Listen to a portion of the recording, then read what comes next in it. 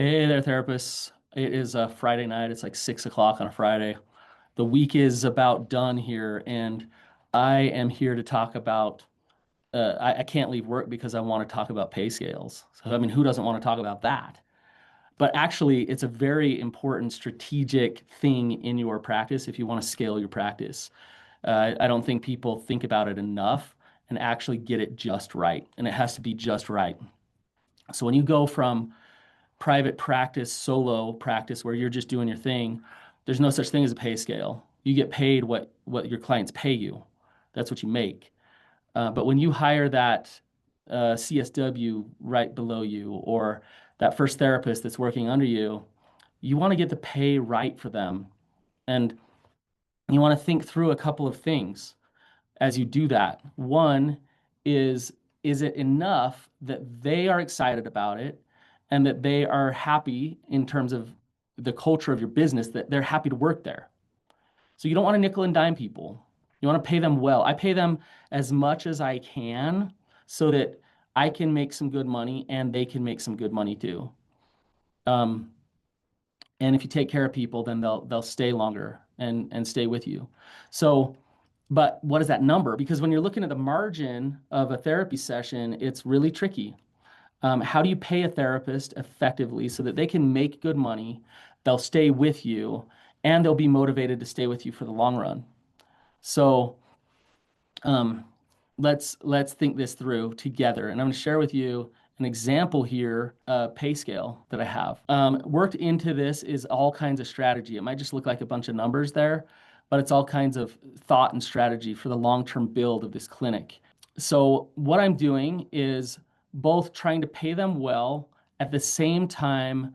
I'm trying to also create opportunity for them to grow and to make more. And I want to get them eventually to a point where they're feeling like, I love working at Traverse so much. The culture's so good.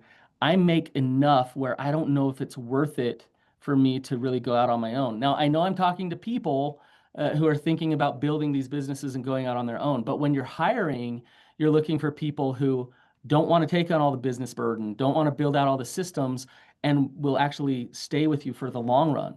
And so I'm trying to make it hard for them to leave with this pay scale. So just some things to consider.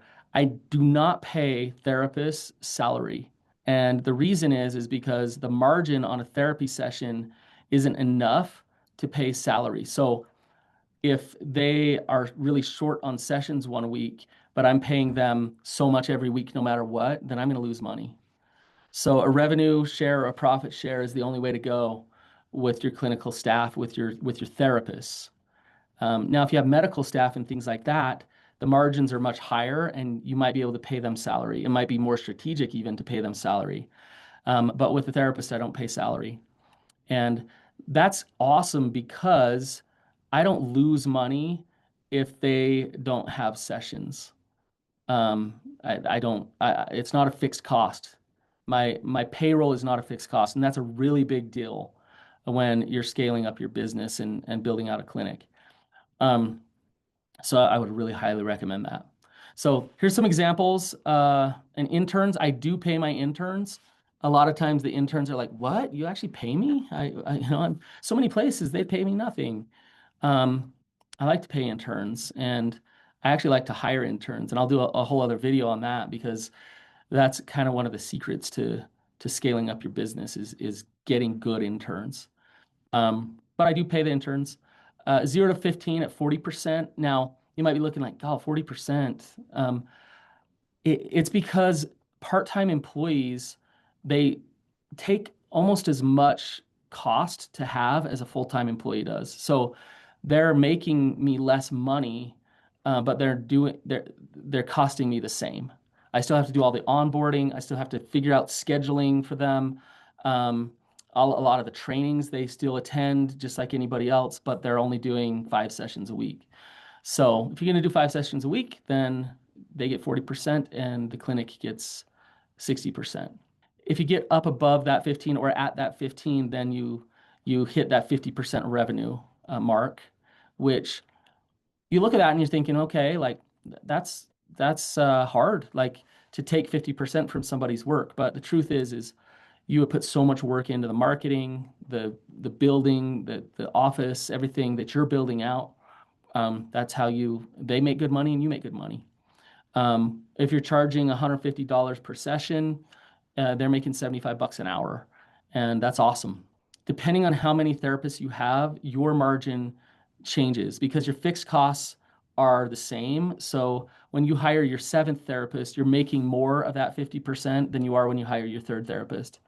You're probably making more like 20% off a session because of all those fixed costs going in. So, um, yeah, I think that 50% is a pretty standard market number, maybe a little higher than most. And then after, if you're 15 plus clinical hours a week, plus you've been at the clinic for 1 year, you get a 60% revenue split, and the clinic takes 40%. Now that's pretty generous, actually. That will keep people on board for a long time.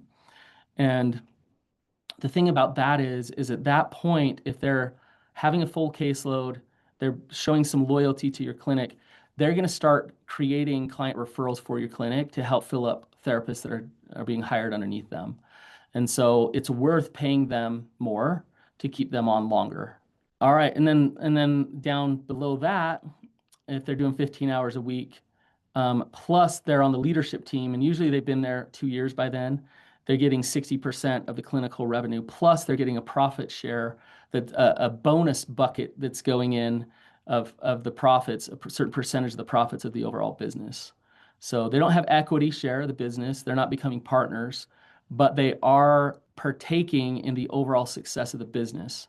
And that's awesome because they love, like right around Christmas time, when they get a big huge bonus check, and they just feel so much like loyalty to the team, and they're really excited about it, and they want to support everybody to make more money because they are part of that, and they make money from it.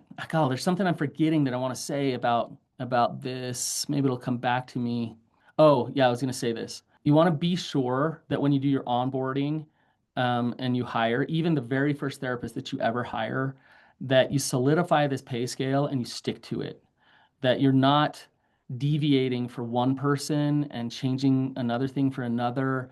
And the reason is it'll set you up for big problems down the road, huge problems down the road. People will feel undervalued when they didn't get the same deal as the other person. It's a payroll nightmare where you're trying to figure out who makes what and why. I worked at a clinic where they did that, and it was almost the demise of the whole clinic because the culture suffered, because everyone was getting paid different and feeling that it was unfair. And then the admins suffered because it was a mess and it was hard to figure out who got paid what. Try to find what this is and stick to it for you. Make sure it fits your business, and then stay the course. Now before I've added to it, like for example, this bottom tier here, I only had this for a while, this stuff, and I realized, look, I want long-term retention and I want loyalty. So let's add on top of it, but I haven't changed this for a long time, and I don't give someone else preferential treatment with it.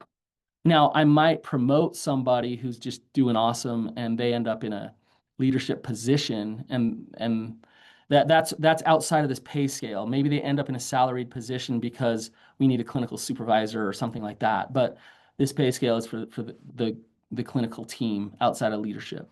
And I'm not talking about a leadership team. Leadership team is like a clinical leadership team where the therapists are running group supervisions together. They're helping train other therapists just because they love the clinic and they love supervising. So, which is different than being a clinical supervisor. Group pay, shadowing and training is no pay. Now, you might look at that and be like, wow, no pay at all. The truth is if you want to really become a group facilitator and do a good job at it, for me and my clinic, you need a significant amount of one, desire to do it, and two, understanding of what it takes. And it is an awesome benefit and bonus if you can sustain a group and run it well. You can make really good money. If you cover a group, you get $200.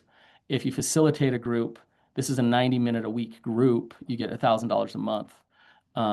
That's really good pay. Now, that's the way that we do our in terms of our like what we charge for our groups and things like that, the margin on that for me, I'm still making probably a 70% margin on groups, even by paying a therapist $1,000 a month. So you think about a therapist that runs 4 or 5 groups a week, they're making 4 or 5 grand per month off of like working 10 hours a week. It's awesome. But they got to be good to earn that and to sustain groups like that. So they get paid well because of that when they can actually do that. My operations, my admin, that's more hourly, but this is my clinical, so the individual and the group work. So I just wanted to show you this because I can't understate how important it is to get this right for your clinic once you start to scale. And also another awesome thing is once you build it, you have it. And so when you interview people, you bring them in, you talk to them, then you know what it is, and you can be straightforward with them. They can take it or leave it, and you can just start to build from there. Thank you for spending this Friday evening with me. I'm sure it was as exciting as you wanted it to be. Now go out on a date with your spouse or something. But I hope this pay scale discussion is helpful.